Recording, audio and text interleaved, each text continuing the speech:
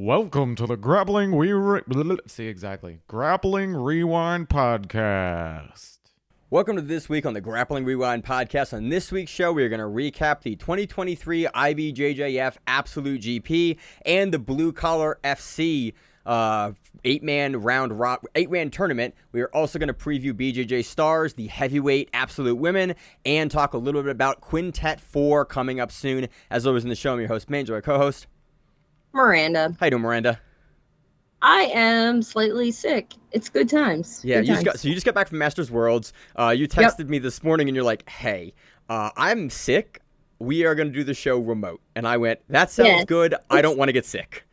It's not COVID, which is a positive. But besides that, it's some kind of weird funk that I got from Master Worlds. I love it. You were like, we can do it, but you're going to get this. And I went, I'm all set. So again, if the audio takes a slight hit, there's a little bit of a delay. If you're watching the YouTube video and I was unable to get the audio and video synced together, that's what's going on. We'll be back in person probably next week. Again, apologies as always, but trying to get the show out. We have some fun news, and honestly, the previews are going to be great. We have some great matches coming up, and the matches this weekend were a lot of fun. We have not covered Blue Collar before. We've mentioned the previous tournament they ran, but this one was stacked. Had some really great matches with some 80cc guys that we've seen before, and some matches that I honestly was super curious about going in that we talked about last week. It should be good. Plus, we have Kolabate's black belt debut. We have Tynan Daupra on the GP as well, not in the bracket. And we have Victor Hugo versus Nicholas Meregali, the rematch that everyone was curious about. That happens in the finals of the GP. Miranda, before we get into that, let's get into news. You were just at Masters Worlds. You have some Masters Worlds news you want to share with us? Yeah. So it was a pretty nice weekend. But whoever registered themselves for Master 1 featherweight got a wonderful reckoning when they looked at their bracket and they realized Demetrius Mighty Mouse Johnson would be in their bracket. In brown belt. Not even black belt, brown belt. You're like, cool, I gotta fight one FC and arguably the greatest 125er to ever live, Demetrius Johnson. Spoilers, he took gold. Oh yeah, I think he pretty much so ran through most, if not all. I've seen little clips of it, and again, Demetrius Johnson is a phenomenal grappler. Again, go watch his UFC highlights. Go watch his finish over Ray Borg back in the day. Yeah. That was probably like 2015. The mighty whiz bar, as he called it, the jumping flying armbar he hits in like the last second. Wins over Kyoji Horiguchi. I literally flew across the country to Denver, Colorado for the 1FC card that had Demetrius Johnson on it versus his fight versus Marias. Big Demetrius Johnson fan. Cool to see him jumping into grappling competition. And considering that there's been some rumors with 1FC that he is going to go and do some grappling. Maybe there's a Mikey Musumeci thing coming up. It seems like Demetrius Johnson may retire and then elect to do grappling with 1FC. It is very interesting because he is not a grappling. He's not grappling card. He doesn't have a grappling contract with them. He only has a MMA and mixed rules contract that they've let him go and do IBJJF because allegedly the 1FC contracts for grappling are exclusive.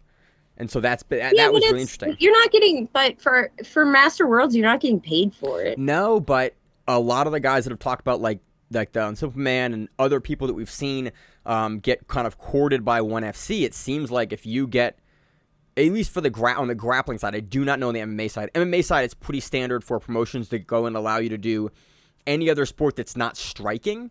But you can go and do grapple, you can judo, you can sambo, you can go and do whatever, but you can't do striking sports under contract with most MMA promotions. But grappling's always been fine with approval. We've seen a lot of guys from the UFC and Polaris on various cards, but allegedly the 1FC cards for grappling are exclusive.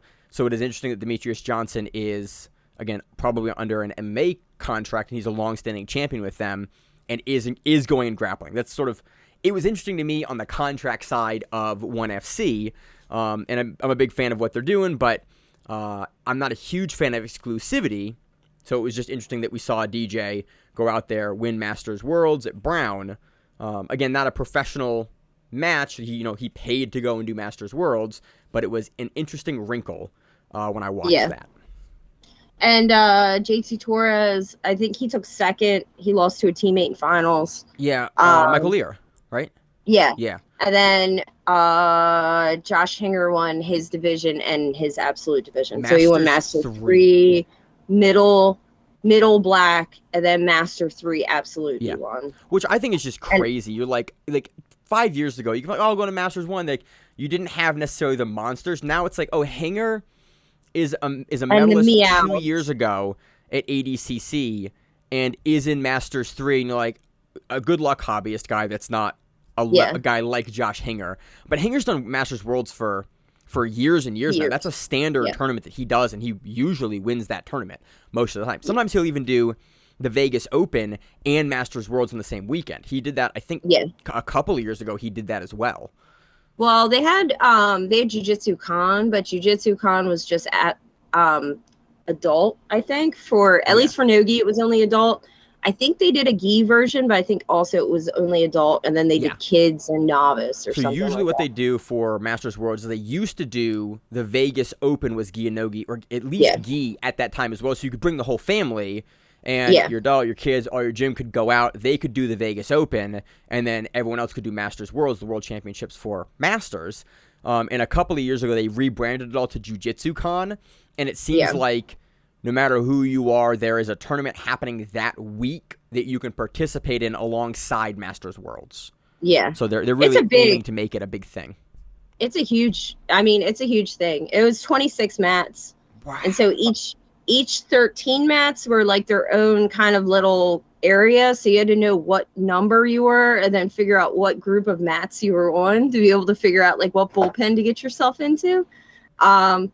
But it ran really well. I mean, everything was a little bit early, if anything. And I mean, I didn't have any problems, with that. But it was fun. There was a lot of people there. You had all your like black belts. The Meows both did it. I believe Zhao won the division because I think the same division. Yeah, both of them. They were different ends of the brackets. Okay. They were at different ends of the brackets, but then there was also another teammate that was in it. Cicero Costa fields a lot of guys. Yeah. I mean, they've quad closed out events before where it was like both the Meows and Kleber.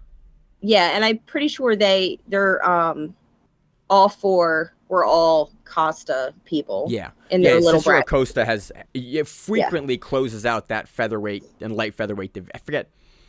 Is it featherweight or light feather? It's feather. Feather, yeah. They frequently close out the feather division.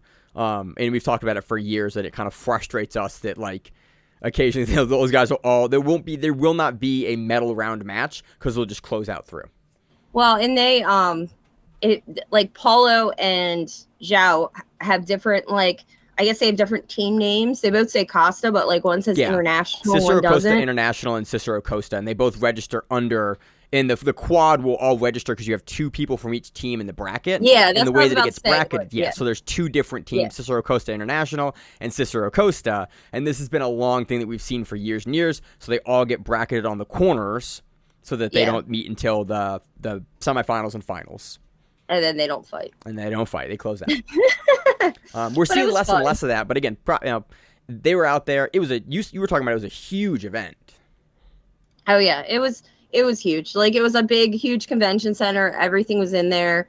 Not really a lot of food options, which is pretty horrible, but, like, lots of gis. You could try on stuff. Lots of people walking around.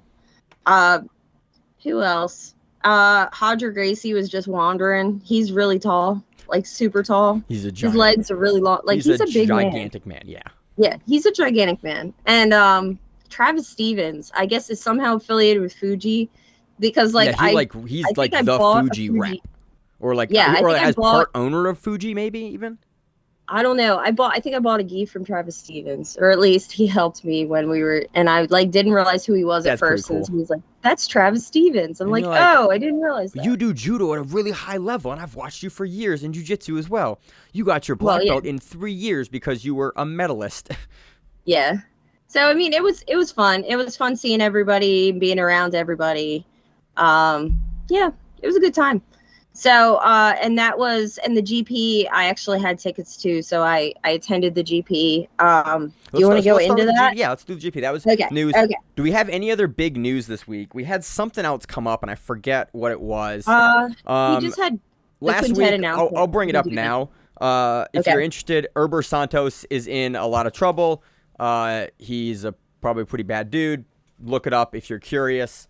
It is unfortunate that took place, but that was news we didn't cover last week. It's not news that I really want to dwell on, but look up the story if you're interested in more information about allegedly what has gone on with him. Well, way to make a downer immediately. I know, right? I don't think we have any other big news has come through. You were at Masters Worlds. All the Masters World stuff was happening. Let's move into the recap. Okay, GP.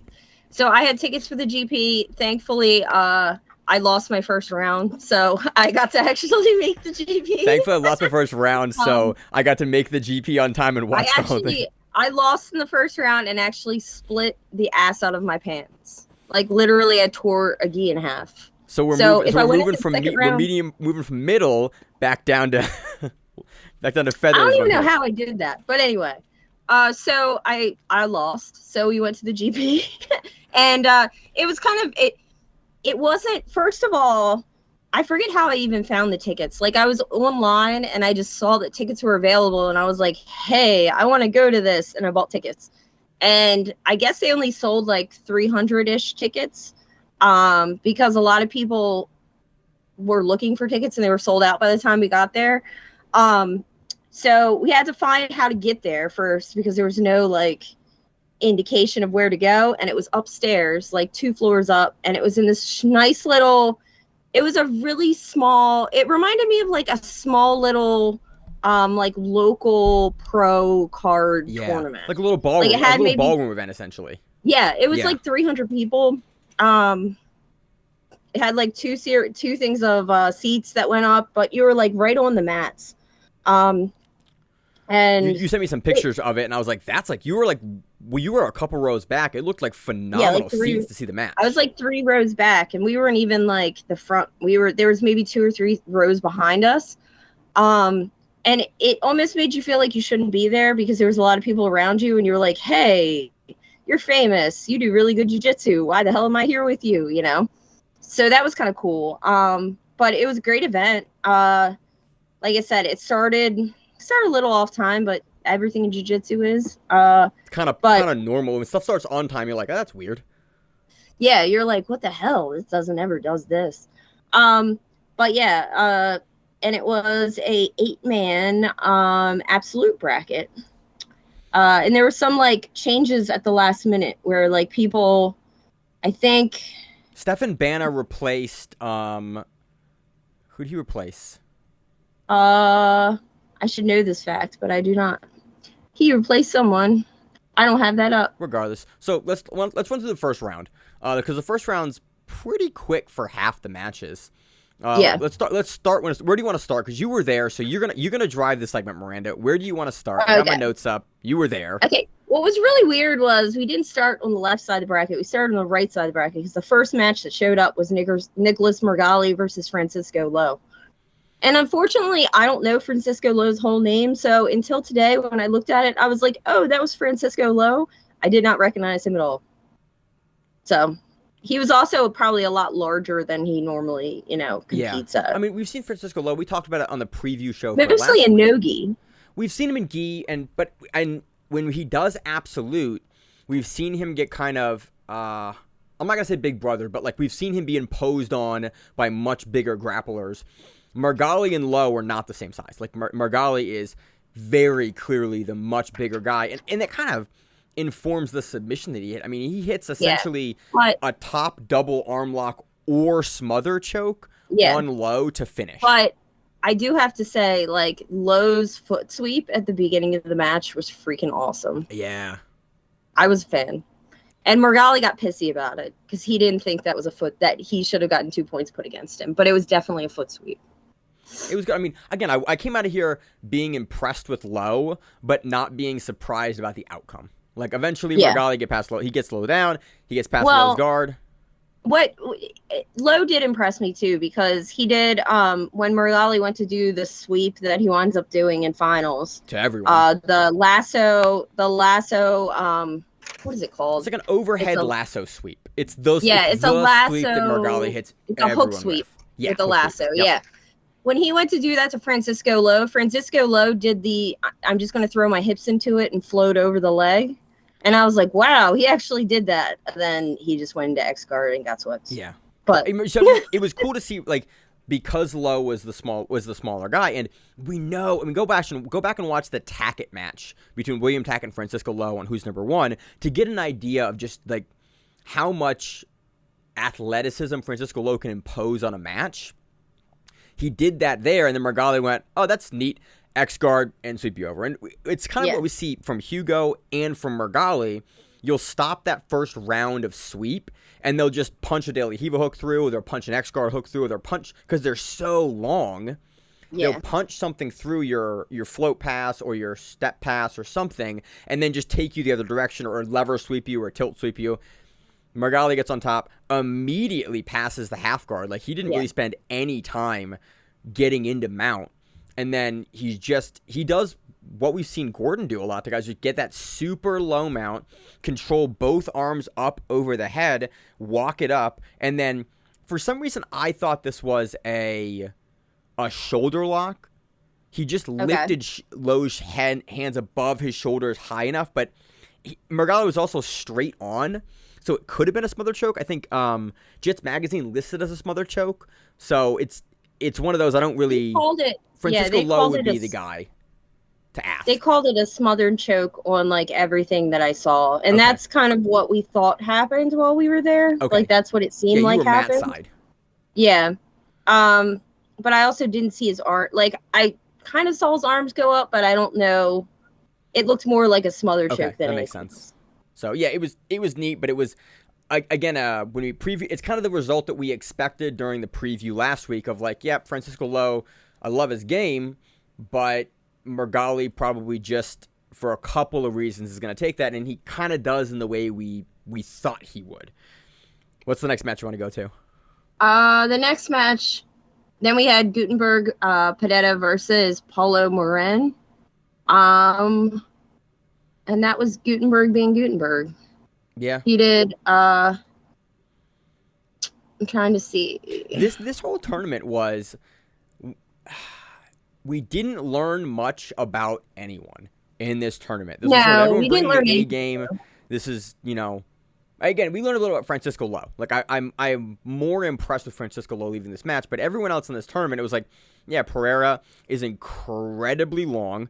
He plays an incredibly long bottom man game. He has some great attributes in the way that he plays off the bottom, but he sweeps Paulo, and then he gets around to the guard pass, and that's the match. It's a 5-on match where Pereira's pretty much in control of the match most of the time. From what I saw. No, that's kind of what I saw also, which we kind of knew that was the result of what was going to be going on. We were going to see the rematch with Meregali and Pereira. We're going to hopefully see the rematch between Meregali and Hugo, and that's it. The event was bracketed to do that, so when we saw that, not really surprised. No. And then we had, I don't remember which one we had, but we had, I'll go to the other side. We had Victor Hugo versus Rolando Montero. This is quick. Yep. Victor Hugo goes, I don't want to be. This was. I was kind of curious. I thought this was the second Victor Hugo match, but it wasn't. It was the first. I mean, both of his matches in the lead up are under 2 minutes, are under a minute and a half. Like, they're both quick. I was really curious, Victor Hugo coming out here, what we were going to see, because again, we're bracketing to see Meregali. We know Victor Hugo has a fire in him against Meregali. I was curious how he would come into the first round or the second round if he made it that far.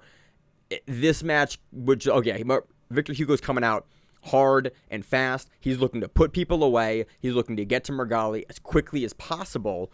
And we know Victor Hugo has really good finishes, but man, he snapped this on fast. Yeah, he did. It was an Ezekiel choke.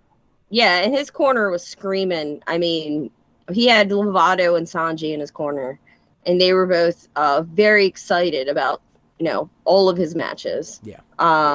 And really good at like telling him the little things that like he should be paying attention to, and just definitely a good active coaching side for them. And Victor did display, really good jiu-jitsu. And I think this kind of also, when we go into talking about the Blue Collar Fight Club, this is another situation where you have one gentleman who's like finishing everyone and bringing a lot of like kind of excitement into finals, and then having someone in finals who's like a beast that's just like, screw you, and is done. If that makes any sense. Kind of the dichotomy of the two strategies going into a tournament like this. It's like you have one that's looking for the finish constantly, and one just looking to play the slow, heavy pressure and or the tactical game more so. That's maybe a little less. You're not going to get as many finishes out of that, but it is two juxtaposition strategies that we see in the tournament structures frequently. Yes. So next match. So that was it was Victor Hugo in a minute and 20 something. Ezekiel choke. This was top Ezekiel choke, right? Yeah. No, it was kind of on the side. It was. It was. I mean, it was kind of confusing because he kind of had it like a punch choke, and then he kind of came around the side, and by the time he was on his back, he was tapping. But it was a really weird. It was a weird. I wouldn't say it's weird. It's just it's hard to see what was going on with his hands, but it was definitely set up like an Ezekiel. Okay. If that makes any sense. Yeah, I mean it's a minute. You go back and watch the highlight. It's Victor Hugo winning a first round. Next match we had Fellipe Andrew defeating Stefan Bana via points 2-0. Yeah. This was closer than I expected, but it was closer than I expected too. But it was really just a weird match, kind of. Well, not weird. It was just I expected to see more out of Fellipe Andrew, and Fellipe Andrew just kind of played a good match where he scored, and he was sort of content to do that. Yeah, and maybe he was just trying to conserve energy because he knew what he was going to go against. And you have a late replacement too. In Bana. You're not expecting Banta leading up to this, and you get a week of or week and a half replacement. Like you may or may not have time to have shifted your game plan. So you're trying to play it safe. That's we've seen slower matches from Fellipe Andrew. Not a slow match. It was just Fellipe Andrew did not have the explosive moments that we are so used to seeing him have in this match. Yes, I agree with that. Because I expected it to be a very quick match, just being that he was a late replacement, and then it wound up being, a long, win on points, which I didn't really. I expected Fellipe to kind of put on a lot of pressure and speed and kind of close this one out. I mean, watch the beginning of his match with Adam Wardzinski at was it Panzer Worlds or Euros? Well, I think Pans is the last one I remember. The Pans match, like at the beginning of that match, like that level of speed versus that's kind of what I expected here. It wasn't as much the case. So that's the first round, Miranda. Any kind of other comments on the first round before we move into the second round? Nope. And then after that, we had some super fights. See if I can find the list of them. Do you want to go through the super fights now, or want to go through the? Well, we had like we could do whatever. You always like to go in the order that you watch it. I do, because then I remember things, because that's how I remember shit. But we can go back to the tournament, and we can do round 2. Okay. Which was Nicholas Meregali versus Gutenberg Pereira. Was another match that we thought Meregali wanted back because he had a big, not controversial loss, an upset loss to Gutenberg Pereira via like an advantage at BJJ Stars 5 that we talked about last week. And you saw Meregali, no bullshit in this match. He was looking to put Pereira away. He dealt with Pereira's guard, got around it, and then just gets the back, and he finishes him belly down with like a zipper choke or some the The angle is not good to the finish. It looked like a zipper choke because it looked like, like a cross collar, but and then he just bellied down into him. And I was like, oh, that's fucking horrible. Because Meregali was straight in line with Gutenberg Pereira's back. He wasn't off to the side like he usually finishes when he finishes a bow and arrow. He'll make that really extreme angle. Yeah. But when he finishes a zipper, you'll be chest to spine with someone. And he was just bellied out and through in the way that looked like he slid the hand out for the zipper. Again, I couldn't see the hands. The ref couldn't see the hands because the ref had to squat down and look underneath, which is pretty uncommon for IBJJF refs to do that. It was a 3.5 minute match that Meregali looked like he had a chip on his shoulder going to this match because of the last match and was not going to make the same mistakes. He was not going to let Gutenberg kind of get rolling, get going. He was not going to play at that long range that Pereira is so famously good for. He also had a different gi for every match. Oh, really? I didn't notice that. Yeah, he had a different gi. I noticed it only because and they were all his gi that he's trying to sell. Good for Meregali. Make your money, man. Yep. So, but any other pieces on that one? Nope. And then we move into Victor Hugo versus Fellipe Andrew. Weirdly enough, I watched this match sitting next to Stefan Bonta that had just lost. Oh, that's he came funny. and sat down directly beside me in his gi pants, and I was like, "Oh!" And then it comes on, and I'm like, "Oh, this is great." But so him and his team were cheer sitting. for Victor Hugo? Do I cheer for Fellipe Andrew? Let me look at Bonta and see what he's cheering for, and then I'm gonna do that. Well, then every once in a while he would say something smart-assed, and they were all true, so I would just kind of laugh at it. It was an interesting crowd, to say the least. But so Victor Hugo, we realized, this was another match where you saw Victor Hugo's size as opposed to Fellipe Andrew. And Andrew's not a small guy either. No, but he looked small besides Victor Hugo. Fellipe Andrew is weird because he's one of the smaller absolute guys, but he's not small by any means. Oh, no. And so you always forget, I always in my head, and this is probably a failure on my part, put him in that, smaller absolute guys that are still in contention for those absolute titles. And then you look at him, you're like, oh, you're actually not that small at all. And then you see him next to Victor Hugo, and you're like, oh, there's a reason why Victor Hugo and guys like Buchecha and Meregali are consistently the ones that are winning those absolute titles because they just they're different sized people. You can see that Victor Hugo imposed his size here quickly on Fellipe Andrew. But the other thing that always it shouldn't say it surprises me, but it always blows my mind how Victor Hugo just sits down and has such a great guard for being such a large man. Yeah. Such a bendy, intricate, very well done guard. And you don't generally see that from the larger. He also plays gentleman. a longer guard in a way that you don't see. You see Meregali kind of play it, but Hugo will play much more knees to the chest. He plays guard like a smaller man. Meregali plays kind of like Pereira in the same long, rangy, lanky, different collections of techniques, but they like to dictate that outside range. Victor Hugo will sort of play like a featherweight's guard game at you as a 6'5", 6'7", 270-pound man.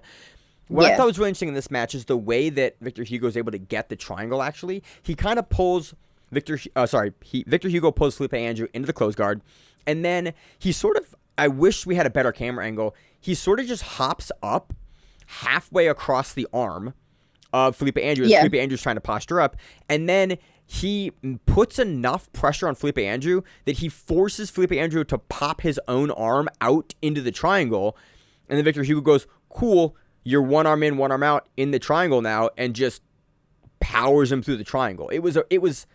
I watched it a couple times trying to figure out exactly what Victor Hugo was doing to force Fellipe Andrew to swim the arm in, but I think it's just a power thing. Page has the exact thing you're talking about on. It has that, but it's from the back.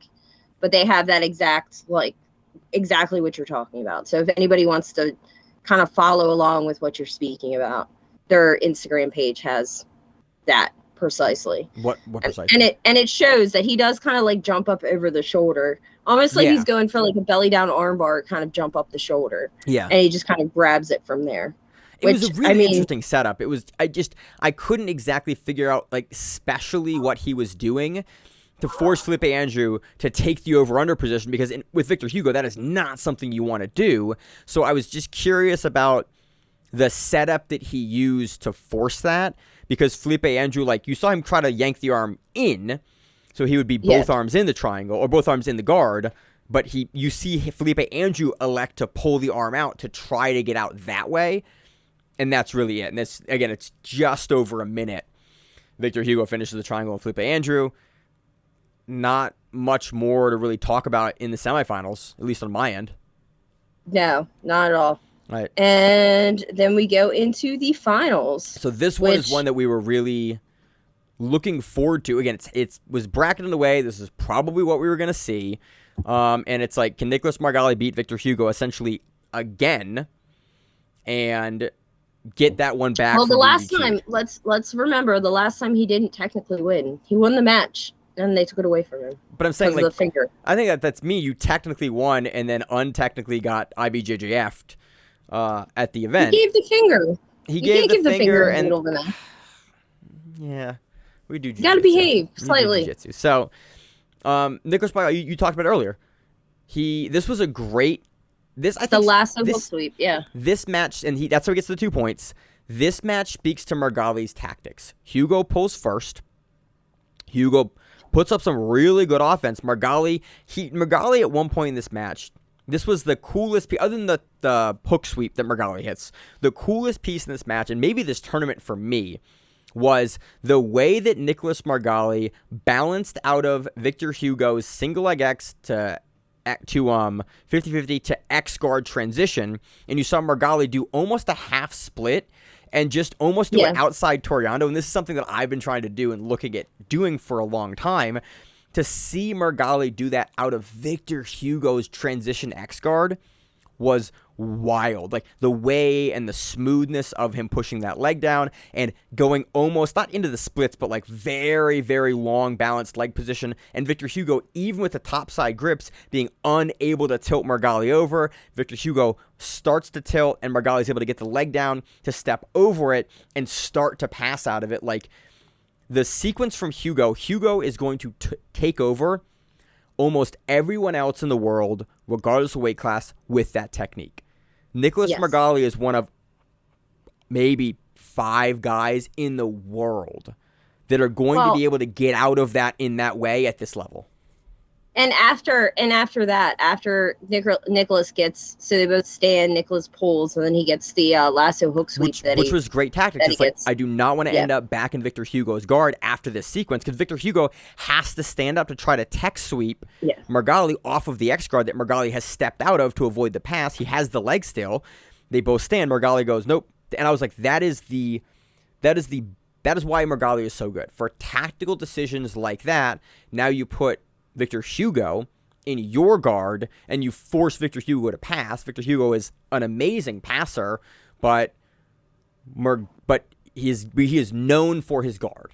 And so now Meregali, who is also known for his guard and known for his passing, has the opportunity to sweep. He does, and it was such a great role reversal from Meregali to pull first. And then after that, we get the bear trap situation, which I thought, I didn't know how the fuck Meregali was going to get out of it, because that's one of those things, once your leg is in that position, I don't even know how to get out of a bear trap. Like, I thought about it, and I was like, I don't know. Like, if your leg gets stuck, you have to, like, just kind of deal with it. But Meregali didn't get swept, kept up, and dealt with it, and got out of it, which is, I mean, freaking amazing, because the amount of pressure and shit that gets put on your knee and your leg from that position is horrible. I mean, that's why that works.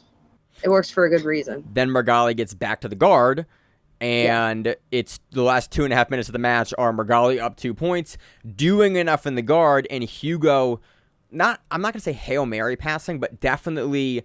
No, like, at the end, he was definitely Hail Mary. You're like, looking to get something going, and Meregali is just so good at maintaining the guard, maintaining the distance, preventing his legs from getting smashed, preventing the openings that Hugo needs.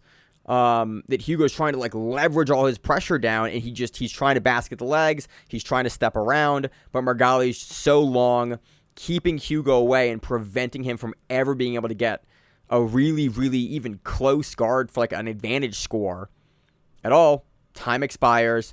Meregali takes the cash prize, 40 grand, at the IBJJF GP. Yep. It was fun. It was a fun event. You got to hear all the crowd's reactions to everything. Everybody was kind of losing their shit in the last 30 seconds of that match.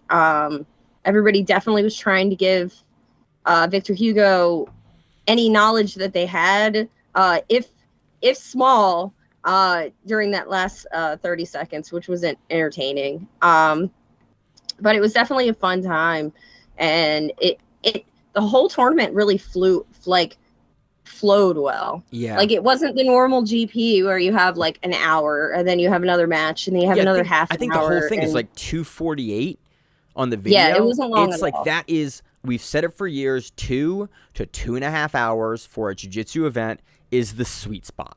Like, Yeah. I am never mad at a 2 hour and 15-minute event. Like, that is Yeah, like, that is the perfect length. You get some matches, you get some excitement, you get some stuff, and then we're good to go. Yeah, and even as a person sitting there, I mean, it was long enough that you didn't really have to use the bathroom, you didn't have to go find food, you didn't have to do all the things that would take you away from matches. You just get to sit and enjoy the event. That's awesome. So again, we've talked about it for a long time. Again, I think that 2.5 hour mark is the sweet spot for running a pro event. And IBJJF, props to them. They made the changes to their format to do it, because that was, I mean, for years, that's been the biggest problem we've had with the GPs, especially the ones that run at Masters Worlds, is that they are glacially slow. And this one was good. I enjoyed the shot of this one. Yeah. And they actually, the other weird thing was, on your tickets, you had to have your name on your tickets, and they actually checked your ID to make sure your name matched your tickets. That's an IBJJF way to do that. Jesus. All right, so there's some Superfights on this card as well. I want to run through a couple of them, Miranda. If you want to run through some different ones, let me know. What ones do you want to go through? Now we're out of order, so we're screwing you up. Yeah, we're screwing me up. I don't have any notes for it, but if you want to go back to the gentleman who replaced Jonathan Alves, I forget who that was. It's not in front of my face for whatever reason. It was... Sorry, there's a weird fly thing going around. Was it Nathan Chung versus Jackson Nagai? Yes. Yeah. Yes, that was it. That was a fun match to watch. That was fun. Nagai shaved his head, and I always forget he does that occasionally. And I was like, is that Jackson Nagai still? Oh, it is Jackson Nagai. Okay. Yeah. But it was a high-paced match. It was fun to watch. They kind of almost went off the mats a few times. And, like, everybody was so close to the mats. If they would have went off the mats, they literally would have hit people. So, it was definitely a more exciting match to watch. And then we'll just go in order. I mean, so Jackson Nagai takes that 8-2 on points. Again, a 10-point IBJJF match is a pretty decent scoring match. So... It was fun. I enjoyed watching. Again, I like watching Jackson Nagai. Nathan Chung always brings it as well. So it was cool to see Nagai in the gi. We see him in gi and no gi, but I am more familiar with his no gi game than his gi game, and I'm trying to learn more about his gi game, and it was cool to see him here. And then we had the only female match, which was Jana Libre versus Emily Fernandez. And nasty Ezekiel choke. Yeah, it sort of went the way we expected it to. I mean, Libre is world champ or silver medalist. Silver medalist for a reason. To Fionn Davies, who is pound for pound the best woman in the world. We kind of agree right now. Emily Fernandez put up good as good of defense as you can versus someone like Libre, but man, this finish was nasty. So Libre gets on top, and then she's working the Ezekiel, and then it seems like something happens, and she goes, and you see her yank the head across and punch down. Yeah. And then it's a very quick tap, and I went, oh, you could see, I love what you can see an athlete make a decision to put a stamp on a match and finish a match. And this was this finish and specifically had that about it, where it was like, okay, it's not working. I just need to make this work. And she punches across and punches down, and it's a really, really very, very strong Ezekiel finish from the mount here.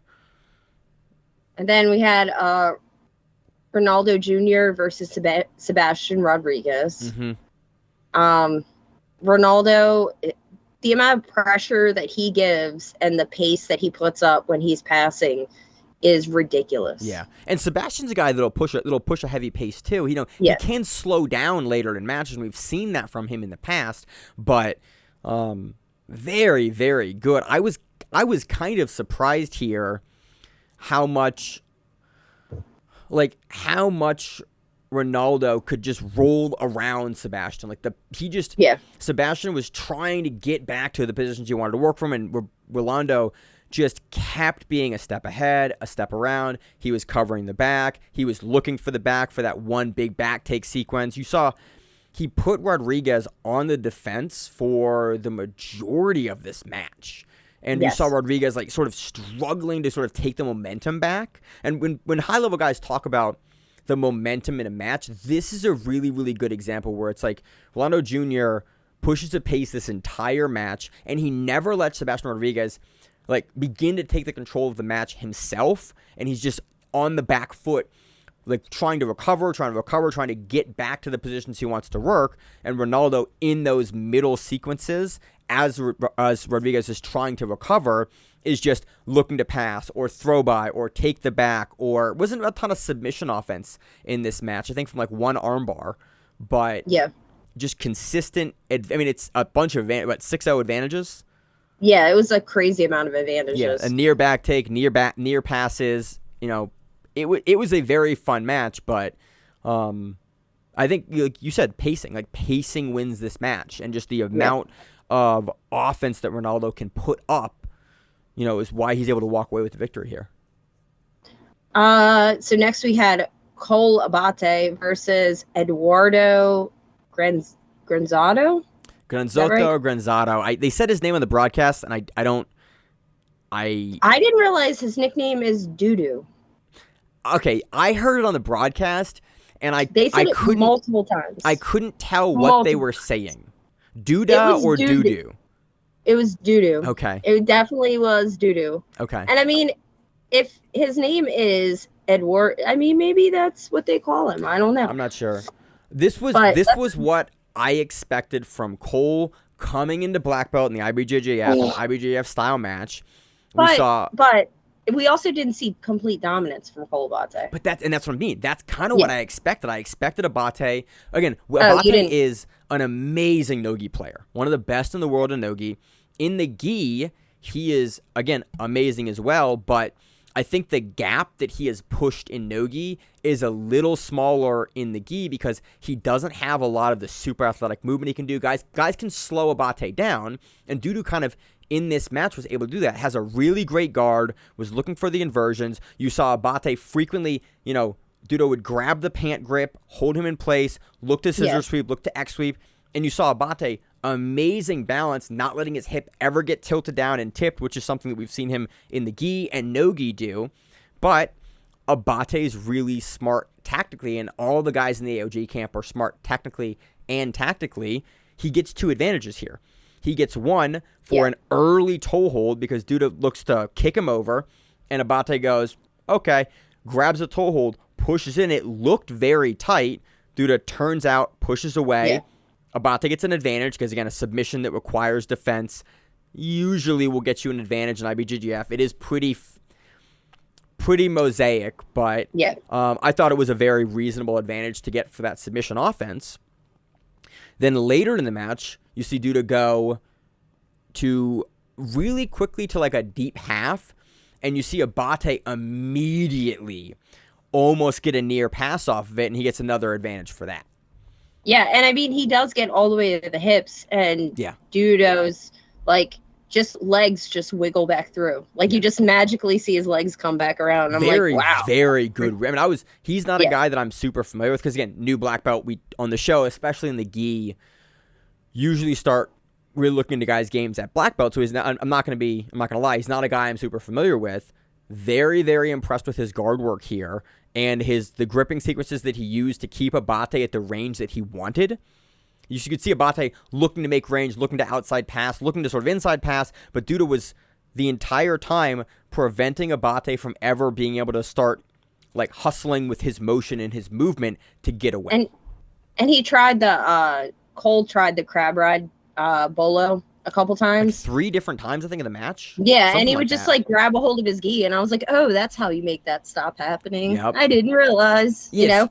Really, really impressed with him. Again, kind of what I expected from Abate, and like, yep, you're probably going to be less overwhelmingly dominant in the gi, but still highly touted black belt on both ends, performed very well, takes a clean points victory or advantage victory in the match, but I think the margins are going to be a little slimmer in the gi than in no gi because Abate just can't leverage, that phenomenal athleticism that he has and that balance that he has when guys can grip him and slow him down as much, especially as, more of a top player in gi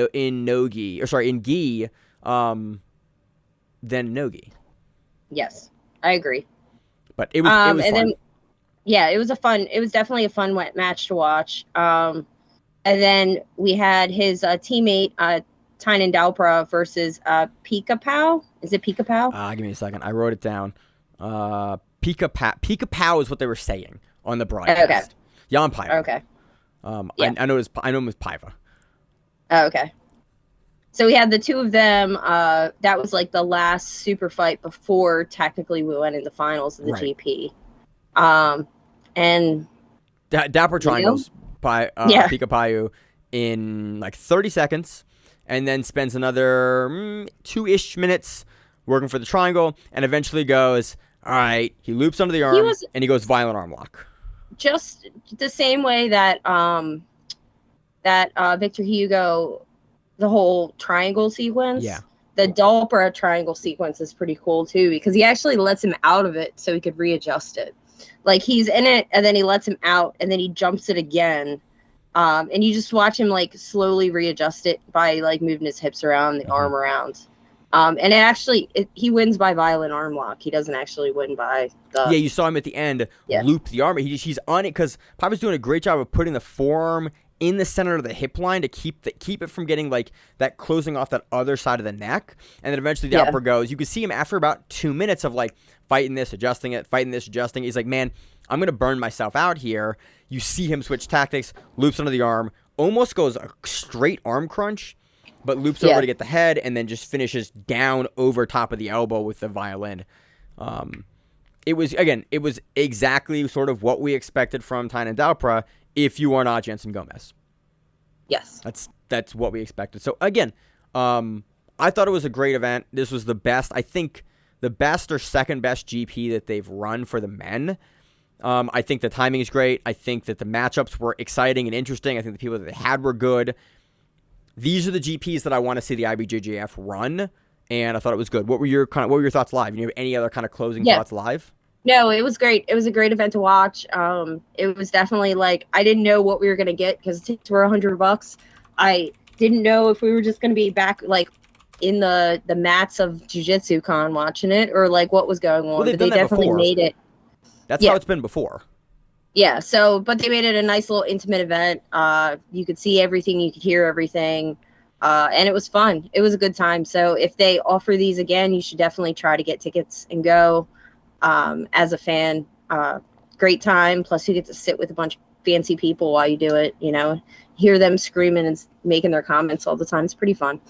So we're going to go into Blue Collar Fight Club. Yeah, this was fun. I was amped this weekend about both the GP was good. I was excited about it, but we were guessing how it was going to be bracketed. The matchups were matchups that I don't think were like, we didn't have a lot of questions about how they were probably going to go. Blue Collar Fight Club was absolutely not that. We had Giancarlo Bodoni versus Elder Cruz, Andy Varela versus Jay Rodriguez, Roosevelt Sousa versus Devontae Johnson, Roberto Jimenez versus Andre Porfirio. That's the bracket. One of those dudes is going to walk away, and I was like, and it's Nogi, so there are so many X factors for who's going to take the bracket, how they're going to take it, how the tactics going to change, what are the guys working on in the camps, because all of these guys are in that sort of ADCC hopper frequently, And this rule set was not similar to ADCC rules, but everyone in this bracket approached it like it was, which I thought was really interesting. This looked like guys doing ADCC tactics, and I think probably because most of their camps, whenever they're a no-gi, that's all these guys are doing. All the professional camps nowadays have pretty much switched over. All the no-gi camps have switched over to IBJJF, ADCC all the time, and man, it looked like it here. So where do you want to start, Miranda? It was a fun event. We'll start at the top because that's what I like to do. Okay, let's do it. Bordoni versus Elder Cruz. So this is a rematch. They've met twice. Bodoni's taken it once at trials, and then Elder Cruz took it in a controversial but very well scored score at the inaugural Twisted Church. Giancarlo Bodoni got really fucking good at wrestle-ups. Yeah, he did. I am astonished throughout this entire tournament, but we saw it again here.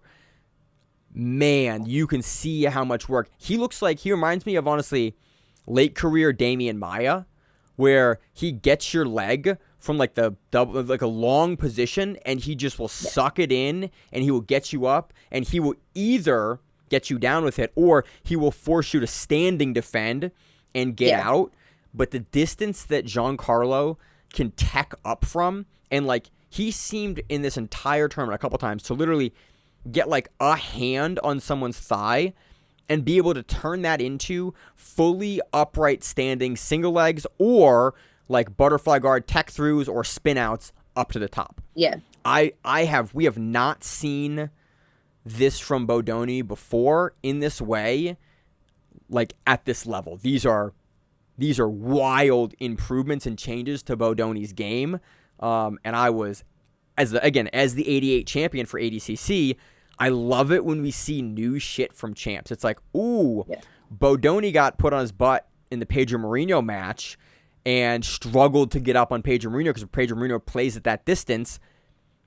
That is not going to be a problem again, I don't think. I think that camp saw that match and specifically worked on how to tech up from the range that Mourinho is putting Bodoni in at who's number one throughout the entire tournament. That is essentially what wins Bodoni like 2 of the matches here, or 3 of the matches here. Yeah, this was the first round was a very tight match. It went into a second round of overtime.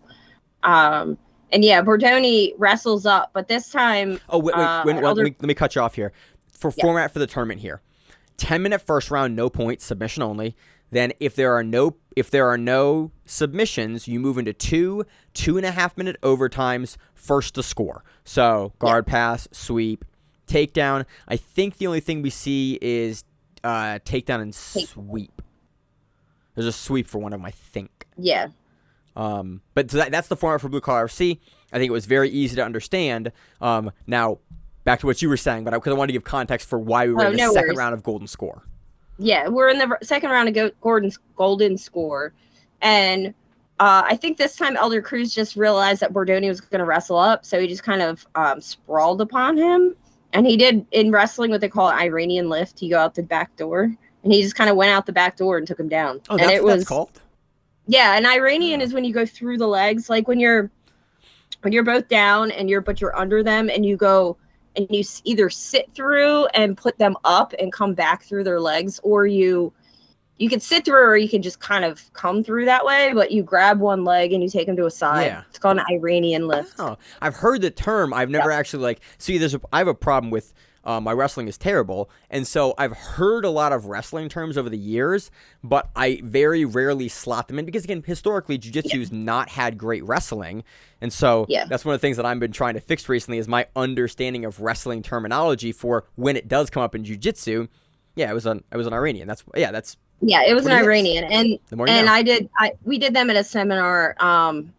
Wisconsin wrestler that got knocked out by Masvidal, whatever his name is. Jorge Masvidal? Yeah, immediately. Like was Ben Askren. What? Ben Askren? Did you just forget Ben Askren's name?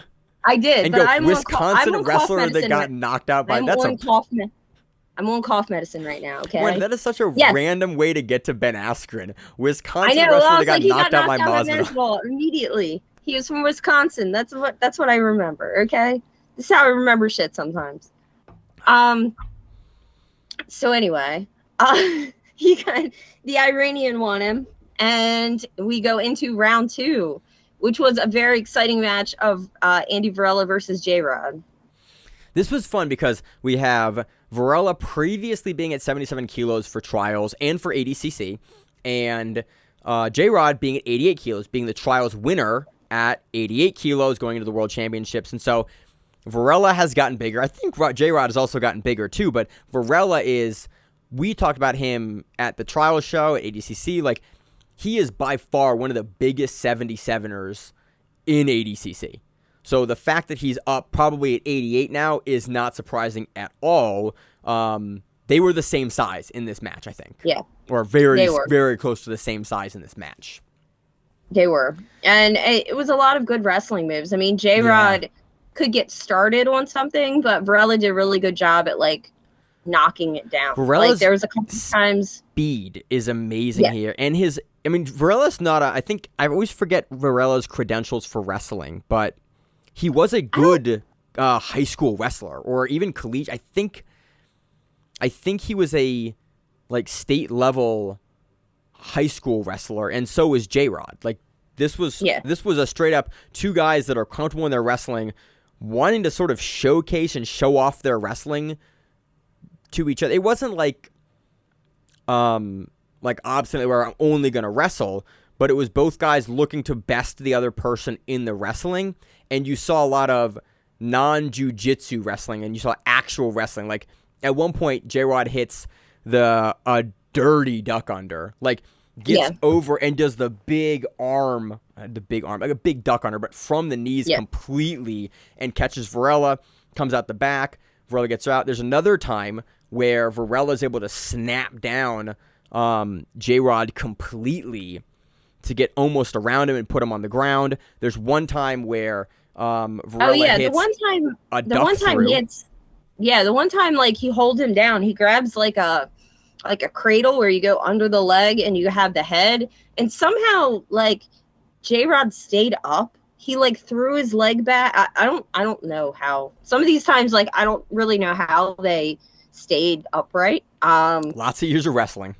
Yeah, it was madness, but it was fun to watch. There's one other technique I thought was cool. We saw that clubbing single leg. We are seeing that a lot, and we saw J-Rod. It was one of the first techniques that he hit in the match in the first like minute, and it was something where I think we are going to continue to see, like, at regularity that people throw early. I think come trials in October, this is going to be the primary way we see people get people down. That inside single leg and then the club over, and you basically push and pull through and get them down. We saw J-Rod, and we've seen it a ton of the B-Team videos, J-Rod's camp. This was a wrestling match back and forth. Go and watch these guys for wrestling, because these are the kind of techniques that you're going to start seeing at ADCC, because everyone can actually wrestle now. Like, actually wrestling techniques that we're seeing on the feet. You're not going to get guys down with shitty single legs in a couple years. You're going to have to actually be able to standing wrestle in open space.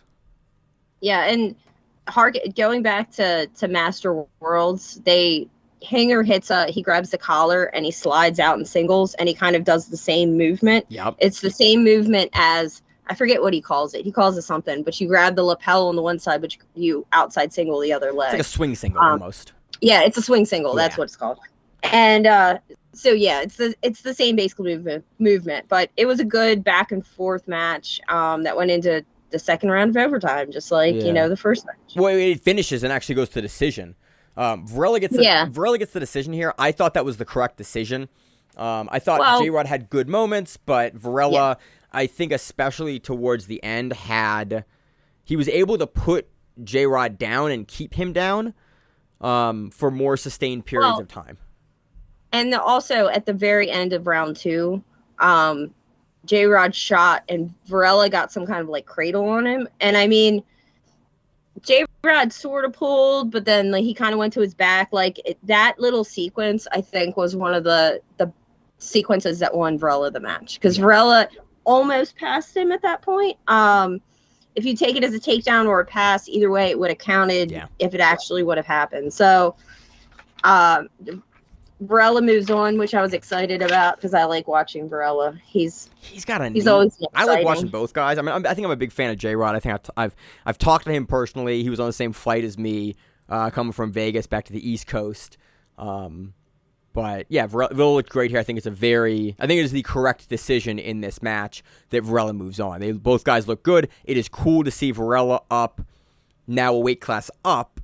I want to see him at trials at 88. Moving on, we got Roosevelt Souza versus Devontae Johnson. And Devontae Johnson was a late replacement for Wagner Hoxha. He was supposed to be Wagner. I think we previewed this matchup last week. Though. Okay.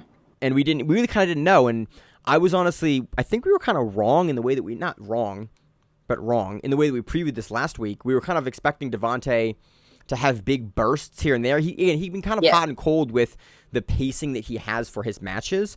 Roosevelt Souza came out faster than I ever recall him coming out before, and putting more pressure and being more lateral in his movement than I recall him in other matches before. Yeah.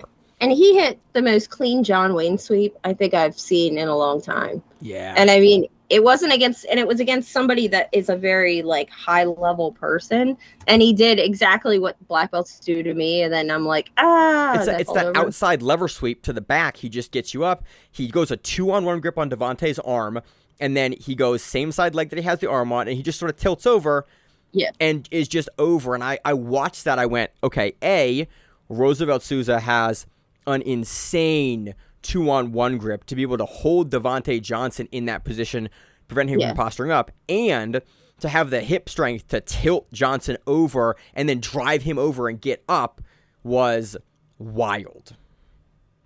And so then, Souza gets on top. He foot pummels to the back almost immediately. And this rear naked, from the angle I got, I couldn't tell, but what it looked like was he actually put both of his arms across. It almost looked like he hugged his head. The double. I couldn't tell. It was a different rear naked choke, but I didn't look hand over hand to me. It didn't look hand over hand to me, but we were looking at it was a really weird angle, and the commentary got excited about what they were seeing for the angle, but I couldn't tell because they were facing literally away from the camera, but up. So there wouldn't have been a better. It would have been really hard to get a better camera angle. But you can tell Roosevelt Souza just squeezed with everything he had, and he gets Devontae by rear naked choke. And this again, the pacing here from Roosevelt, I was really impressed with. Yeah, this is the quickest we've ever seen him work, and he looks astonishingly strong. Can't wait to see him in the next event. Then we have Roberto Jimenez versus Andre Portafiero. Is it Portafiero or Porfirio? Porfirio, probably. Okay. But from this match, I can see that Roberto has worked on his leg lock defense. That is the note that I have as well. Yep. Roberto has he a couple times in this match. He has one really good knee bar entry in this match. That's the behind the back knee bar, and again, Porfirio is no slouch when it comes to the legs. From the jump, Porfirio is on his butt, looking to invert, he is looking to leg lock Roberto Jimenez. You can tell that from the jump. That is all he's looking to do. He's looking to avoid getting his guard passed, avoid getting his back taken, and enter the leg locks. And he has a couple of good bites, and there's a few times where you see Roberto through this entire tournament, doing more modern leg lock defense. I think Roberto has finally made the jump to working on his leg lock defense on a regular basis, because this is by far the best we have ever seen him look when someone goes for his legs. One of the announcers said that they interviewed him before this, and they asked him about his matches, and he said that every match is like life or death for him, and that's why he fights so hard. And I was like, that's why we have crazy Roberto Jimenez now. Now he looks like he's going to kill us all. And he's just rubbing the mat and looking. I'm like, good for you, Roberto. Give me that intensity. I love to see it, dog. Yeah. So, and it's his dad and his brother in his corner. Yeah. which is craziness. You talked about like his a whole brother had some family. his brother had a match on this card as well. Yeah, his brother, I think his brother won. I'm looking. No, his brother lost against Tristan Stans, which is another like ADCC wrestler, gentleman. But he put up definitely a good. He lost on submission attempts. It wasn't like he actually got subbed out, but he was earlier on the card. But yeah, we saw Roberto understand leg locks, be able to get out of them, and then do a bolo from De La Riva, like being in someone's De La Riva guard. The ninja roll, essentially. He basically ninja rolled over the top side of the half guard. Again, it's Roberto Jimenez trying to take your back, and you're like, well, good luck, everyone. He is literally, we talk about it every time we cover him, one of the best back takers in the sport, and I'm trying to figure out why. Like, technically, what is he doing differently, or what attribute does he have that allows him to take the back so well? I think that he has a weird level of flexibility in his hips and knees, and he's able to pummel up higher on the hips, and he's able to shift his hips in ways that are uncommon for people, because he uses high hip control on guys to get the back. He also has a lot of his gas tank is super long. Like he can keep up a crazy intensity, and it's almost like because he's floating as he's passing, he's not like putting pressure in, that it almost allows him to go at this level of madness for long periods of time. But yeah, he is a beautiful, like you said, beautiful bolo, and gets a rear naked choke pretty quickly, and that match is over. And talk about the hip flexibility and the leg flexibility. The way that he traps the arms, I think in 2 of the matches here, like he's just pulling over, and he is so exact with. He brings his legs up, and he'll just chop over your chest with the heel in the arm. No one's getting their arm out without a huge fight. Just again, very impressed with Roberto. We know he's so good there. I wonder if that's some of the, like, he's a smaller dude. Like, let's say it this way. He cuts to being a much smaller person than he competes, generally speaking. Yeah. But he is smaller than some of the other gentlemen on this card. And I wonder if that's like being a little person around big people, that you just learn to kind of have this kind of more dynamic, intricate game. Because you know that, like, if you get under them, you're fucked, and you're not. If they can control you, you're screwed. So you kind of have to play that game where you play on top of them, and you play quickly, and you get around. Smaller guys in rooms with big guys play really active float games, because you're usually not going to win in a tritive game. And Jimenez kind of has exactly that kind of stylistic game. It's like, hey, you're probably in a room with bigger guys. You're frequently in these big absolute tournaments as usually one of the smallest guys in these tournaments, and you're usually getting past the first round because you're a world-class guy when it comes to taking the back. Like, you are one of the best double under back takers in the sport. His ninja roll back take, his bolo defense back take, all that is good. Historically had a little bit of problem with the feet, but it seems like that hole is rapidly closing here. Yeah. So then we go into round 2. He gets the rear naked choke. Yes, rear naked choke. Moving to the semifinals, we have Bodoni and Varela. I was excited about this. Again, this is a match that on paper, Giancarlo should take. But in practice, especially with Varela being, again, now an 88-kilogram guy, or probably going to do 88 is my guess for next ADCC, because he's putting on size. You have your ADCC champion versus a guy that's absolutely in the mix in the trials, or got the invite, got the late replacement. I think one of the last guys to get in the tournament was Varela at 77. This last ADCC cycle showed that he deserved to be there, both in trials and at ADCC. I was amped to see this. Yeah. And I don't know if Bordoni meant to do this, but for whatever reason in this match, Bordoni was making Varela pass to his right, or his left, your right, which is kind of opposite of how most people pass, because most people pass to their own left. And he kept on forcing Varela to pass to the other side. And I don't know if he did that purposefully, or if that's just the situation that occurred in this match. But it had some really fun exchanges at the end of the actual first 10-minute round. We had Varela doing a cartwheel pass. Yeah, that was which good. Almost hit. He almost gets past Bodoni. There was one other interesting sequence. Sorry, finish that sequence, and I'll talk about that earlier sequence. No, we can go back to the earlier sequence. The initial single leg that that Giancarlo takes Varela down with towards the beginning of the match, and they reset, and Andy immediately does this like X guard tech up to get up out of it, like feet in the middle of the hips, gets up. I was just impressed with Varela's sort of tenacity there to not let Giancarlo get on top of him and start like positioning and out pressuring him. It was just, again, more and more every time we see Varela, and honestly Bodoni nowadays, more and more impressed with like the pieces and the skills that they are adding and the few mistakes that they make. Like, I want to honestly go back and watch what Varela looked like at Submission Underground when we first sort of started seeing him to see how much his game has changed, because he impressed me on Submission Underground because we didn't know that much about him. We'd covered him for a little bit there, but I'm curious how much his game has changed in the past 3 years. So we move into the overtime. Not my little tangents over with.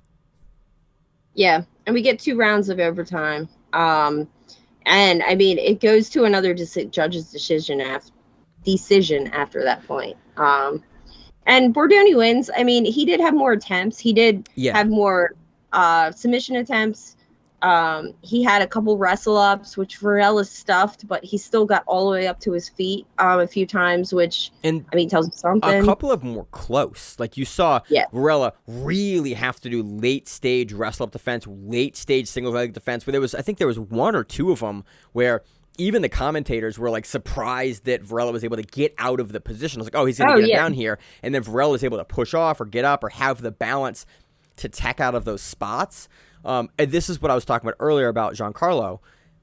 His wrestle ups have gotten really, really good. Like, I don't think previously he would have been able to get this far on Varela if Varela was looking to keep this sort of distance. I'm extremely impressed with the wrestle up ability that Bodoni has here. And honestly, on the other side of that, Varela's defense. I think the decision is very warranted, very reasonable. But I leave this match very impressed with the tools that both guys are adding. And then we had Roosevelt Souza versus Roberto Jimenez. My first note, fun exchanges standing. Yeah. Well, and they had a huge history. Jimenez rear naked choked him the last time they met each other. But what was that in? Was that in Third Coast? I think it was Third Coast. It wasn't IBJJF. Okay. Because they wouldn't have been in the same weight class. It would have had to be an absolute tournament, so it had to be. It could have been IBJJF. It could have been absolute and IBJJF. I just don't remember. I think they mentioned it. I had forgotten about it. I don't remember the match. I know they've definitely went against each other a bunch of times. So keep on talking. Talk about the match. We see Roosevelt in this match do exactly historically what you're supposed to do against Jimenez, going for the legs, looking for the legs, trying to invert. Roberto, again, as a smaller guy and the rangier guy, does a really good job float passing on top, and he actually couples that between float passing for a time and then getting his hips low and trying to smash pass through Roosevelt's guard and then float passing. And so we're seeing him maintain that range, and he never really lets Roosevelt get a really good control on his lats or his head or be able to bring him close enough into the guard, kind of like what we saw Roosevelt able to do with Devontae earlier. He was able to get Devontae into kind of a close range guard to tilt or to lever sweep him over. And Roberto never lets Roosevelt get his legs and hold on to them long enough to either enter into the leg locks or to kind of lock him down in the guard and be able to leverage, being the bigger guy to get him over with either a lever sweep or an under sweep or an X guard sweep or any sort of other variation sweep that we see Roosevelt use. I thought it was really, really good and consistent leg lock defense from Roberto here, but he also did a good job just maintaining that space and that pressure on top where he's putting enough pressure to force Roosevelt to have to reguard and have to maintain his guard, but he's also not ever planting down and letting Roosevelt get up into his legs. And so eventually he's able to get around to the back. It's a similar back take that we saw earlier. He traps the arm, he gets up, and then he gets the choke. Yeah. It looks like it was IBJJF. There's a bunch of IBJJF matches between them. Okay. I guess they, at different like pans and different tournaments, they've seen each other probably in Absolute, I'm assuming. Okay. Like multiple times. But anyway, they it was a great match. Roberto gets your back. It's a rough day, essentially. Yeah, and it was like a rolling back take. It was kind of, like every other back take or his other back take that he had against Andre. It was funny. We didn't see any of the double under back takes that he's so good at from the close guard. We saw Roberto going from being the top player in the half guard and taking the back that way, and that's just not something we've seen him do. We've seen him do it a lot, but I think it's something that I kind of forgot was such a crucial element to his game, because I always remember just how good he is from the close guard from that double under back take. Like he gets double unders on you, he usually takes your back, but he also has this really dynamic top entry. And again, if he's working on the legs, then now that entry is going to be even more available for him to get your back and choke you. So good things from Roberto here. Yep. And then that sets our finals match of Roberto Jimenez versus Giancarlo Bordoni. There was a really fun wrestling sequence in the initial sequence of the match where it's Bordoni wrestling up. He's looking through a slide through. It gets countered with an Uchimata. Then he slides back. And eventually, after this whole sequence ends, Bordoni ends up in a crucifix, which is a position that I've actually seen him play. So I actually had to coach against Gordon and Bordoni at trials on the last match of day one that Bordoni was in. And I essentially got to watch and try to coach my fighter, unsuccessfully, out of Bordoni's crucifix. And it's a position he is very good from and he plays from. The way that Roberto gets out of this crucifix is something that I actually don't know if I've ever seen before, and I've never seen at this level. Like, Roberto shifts and gets his legs out to push on Bordoni's arms to slide out of the crucifix. It was surprising. I watched it a couple of times, and I was trying to figure out exactly what he had done to get his legs free, to get them up and flexible to push out and get out of the crucifix. It was a very, very unique crucifix escape. And it's one of those items that you're either going to be a freak athlete that's able to do that, but it is never something someone's going to be able to coach you into being able to do. When I did the Unity seminar, that one of the things was how to get out of the crucifix, and they taught you to do it with your legs, and it was really weird. Maybe I'm wrong. But that was also, it's not a defense that was also I in am the used to gi, seeing. which was completely different. Yeah. But yeah, it was definitely an interesting match back and forth. This is also there's a really good leg lock attempt in this one too. Yeah, where we saw really deep leg lock. Yeah, I was like, we saw Giancarlo enter the leg. He goes inside reap on Roberto, and then he starts to go out the back, and I was like, okay, well, that's the match. And I was like, he's gonna get that. And I thought Roberto was just gonna take it, and I was like, okay, we're gonna watch Roberto blow his knee right now because he doesn't seem like he's gonna tap anytime soon. And then he gets out, and then you see him tech up. He makes the space. He gets over. He pushes the leg down. He makes the angle with his knee. He clears the knee line while he pulls out, and I went, oh shit, Roberto Jimenez really tightened up that leg lock defense, because Bordoni, and then in that position, that's a really good spot for Bordoni to finish in, and that's why I thought that he had Jimenez dead to rights there. Jimenez has made improvements. That is not a position we would have seen Roberto escape from 2 years ago. Like, it just wouldn't have happened, especially versus a champion like Bordoni. Wouldn't have happened. Jimenez fixed it. Giancarlo later in that gets another wrestle up with the same takedown that actually J-Rod hit earlier on Varela, that clubbing takedown and then kind of shifting. They go to overtime. They go to a second overtime. And, they were interesting overtimes. There was some wrestling in both rounds, but mostly it was Bodoni on the bottom, kind of looking to wrestle up and turn over Jimenez. But again, no scoring sequences, so it goes to decision. Yeah. And Bordoni had the deeper leg lock attempts. Oh yeah, absolutely. And he had a lot more attacks, so I understand the win for Bordoni. Yeah. Whatever. Bodoni. I can't talk right now. Yeah. But we're doing the show remote. It's all good. Yeah. As we said in the GP, it's another situation where we have one gentleman who has the dynamicism, whatever that word is that I can't say right now, who is hunting for attacks and submitting people going into finals against somebody who is a champion that knows how to technically win a match, knows how to push you into a space that you're not comfortable with and win. Yeah. We had Jimenez all subs going into this. Bodoni all was it all decisions? Decisions. Yeah, it's all decisions. And it's that dichotomy. And Bodoni again takes a decision in the final match. We've talked. It may not be our favorite way to see guys win, but like you said, Bodoni is a long-standing champion. He knows how to take the rules that he is given to win the match, and like that is our expectation of athletes. Like that, you understand your rules. As long as you're winning within the scope of the rules, winning is winning. And so, those two strategies come into the finals. This is a fun card. I enjoyed the card. I enjoyed the weekend of matches. We had a bunch of super fights on this card. They were fun. JZ Cavalcante hits a really crazy outside heel hook. We also had a fun match with Nico Price versus Levi McQuinn.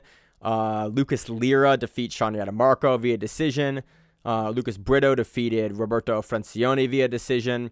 There was a couple really crazy sequences. I forget exactly which match it was, but overall the card was great. I had a lot of fun watching the card. It's nice to have two big events with big stacked names in the same weekend. And that was I really on love Fight. that happens. Yeah. And that was on Fight TV. Yeah. With the whatever the yearly package is, it's Fight it was Plus. free. It was free, which was nice. So definitely a good card to go back and watch. I watched it on Airplane. I think everybody around me was like, who is this crazy chick in the hoodie watching the random grappling match on the airplane? Yeah, because Fight lets you download it, don't they? No, I had internet. Fight I Pass have lets you download T-Mobile, so I get internet on American Airlines. Nice. So I sat and streamed the whole thing and sat there and watched it. And looked like a crazy person. So we go into the preview section. We're going to the previews. So the event that I am, there's 3 events happening this weekend. EUG, Elevate Your Game. That's happening this weekend on Flow. Love watching EUG. We're kind of struggling to find information about EUG, so just know that is coming this next weekend. Depending on how the weekend goes, we may or may not cover it next weekend, but they are very fun events. We also have Quintet, and we also have BJJ Stars. So I want to start with Quintet, because I am amped for the return of Quintet. We're getting some mixed information. It looks like 5 days ago, Quintet announced that they were going to be on DAZN. D-A-Z-N, Danzon. I think it's technically supposed to be called DAZN, D-A-Z-N. It is a pay-per-view, maybe. They have a service. I don't know. It's one of the few fight subscription services that I actually don't have. And then 3 days ago, it's announced that Quintet's going to be on Flow Grappling. And it looks like Flow Grappling has a page. So I understand that if you have Flow, it is the first time Quintet's going to be on Flow and not Fight Pass. But in 2 days, we've gotten different information. So we're going to cover Quintet because it's awesome. But just be aware you may have to, it may be in various spaces depending on where you are in the world. Quintet lineup. So if you don't know Quintet, it is a team battle. Your entire team is given a weight allocation that everyone in your team has to meet. It is two 5-man teams. The first round is team 1 versus team 2. You send out your first guy. The other team send out their first guy. If your guy beats their guy, your guy stays in, their guy is eliminated. And then that keeps going until one team is eliminated completely. If there is a draw, Both grapplers are winning. As Alex Viana said, you are losing until you win. So guys typically push a really heavy pace in Quintet because your team is losing until you can win the match. Because if you draw, then you both are eliminated. So you have some tactics, like you have a powerhouse killer. Sometimes teams will try to draw them and stall them out. But there's tactics behind why that is happening. And so it makes those matches exciting for those reasons. That being said, Nino Quintet, I love Quintet. We have covered every single Quintet event that they've ever run. It's awesome. Team Kazushi Sakuraba has Kazushi Sakuraba, Daisuke Nakamura, Haisam Rita returning for Team Sakuraba, Tomoshigi Sarah, and one grappler to be announced. We don't have the final name on that yet. Team Polaris, we have Owen Livesley, Owen O'Flanagan, Mateusz Szynski, Santiri Lilius, Gregor Gracie. Team 10th Planet, we have Gio Martinez, Richie Martinez, Amir Alam, PJ Barch, Kyle Bain. Team New Wave, we have Giancarlo Bodoni, Placido Santos. No Team New Wave. Oh, wait, I have the old one. That's weird. I they missed got that knocked completely. out. We have the Bulls. We have the B Team Bulls. Snap. Miranda, do you have? Okay, I'm gonna do it off the top of my head. I have Nikki the Ryan. B Team Bulls. Let me do it because I want to do it off the top of my head. Okay. We have Nikki Ryan, Joseph Chen, Nick Rodriguez, Craig Jones, and Jay Rodriguez?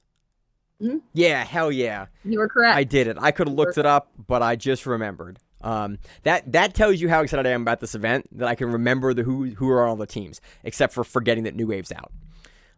This should be awesome. All of these guys have been on Quintet-style events before. All of the teams know the format, know what's up, and are going to look to push the action. I can't wait for Quintet. You went over Polaris, right? I Team did. Polaris? Yep, Team Polaris. Okay. Yeah. Got it.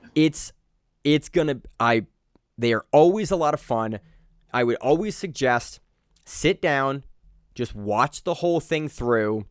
They are very entertaining to watch like that, and it also builds a great story and narrative as you go through the events. They are one of my favorite grappling events that we cover on the show. We have no idea who the brackets are. We don't know anything else. But one day we're going to go. One day we're going to go. That being said, events we're going to go to that are not in the U.S., Fight Circus announced the card in November. And so my wife might try to convince me to go out to Thailand to go and watch that live. I don't think your wife has to convince you to go to Thailand. She's going to be like, we're going. I'm like, I guess we're going to Fight Circus. She said, we're going to Fight Circus. Dude, Fight Circus is amazing. Yeah, it'll be fun. So that is what we got for Quintet. It's going to be awesome. We don't have any of the bracketing yet, but some of those guys are going to face other of those guys, and it is usually a fun time. You get massive weight discrepancies, and it is everything we love about Japan grappling.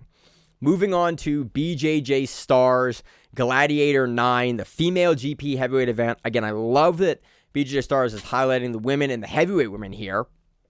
Stacked lineup. We got Yana Suarez, Tamara Silva, Clina Santi, Malika de Lima, Gabriela Pisana, Whaley Morena, Melissa Couto, and Tayana Porfirio. I am excited. I hope that we get Tayana Porfirio and Gabriela Pasanelli. Gabriele Pisana. Those are the two I really want to see. We haven't seen a lot from Porfirio since her ban, but I am very excited. She looks like Porfirio is significantly smaller than she was pre-ban. Very curious how this is going to go. Yana Suarez is in the mix. This would be a fun tournament for the Superfights. We have Diogo Hayes versus Samuel Nagai. That'll be awesome. We have Jansen Gomez versus Gustavo Batista. We have Andy Murasaki versus Anderson Ferreira. We have Mateus Sperandelli versus Azaki Bahens. We have Jan Bueno versus Victor Hernario. And Peter Frank versus Kyle Almeida. It's going to be a really fun card. We'll have some undercard matches as well. But BJJ Stars 11. That's 11, not 9.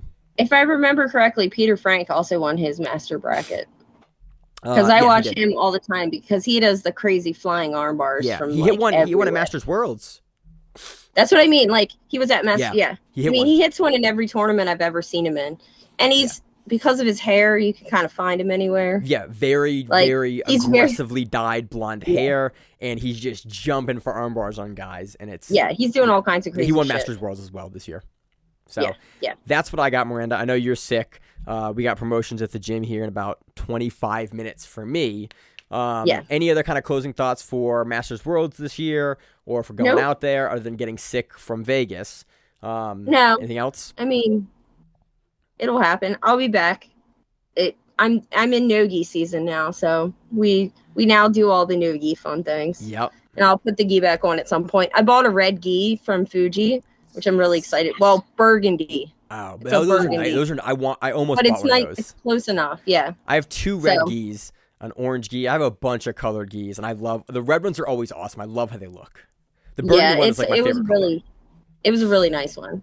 So yeah, I'm gonna recover, try not to die, and then start amping myself back up for the ADCC Open in a couple weeks. Hell yeah! All right. Well, as always in the show, I'm your host Maine, so my co-host Miranda. and we are the Grappling Round, Seal the Mat. Whatever it is, stay safe. If you like the show, please consider sharing it on Facebook with the folks at your gym. It's the best way that we grow the show, and we really appreciate it. You can reach out to us on email. We also have Instagram, we have Facebook, we have Twitter, we have Google+. Until that shuts down. We have a website. If you have an event you would like to have us cover, please let us know.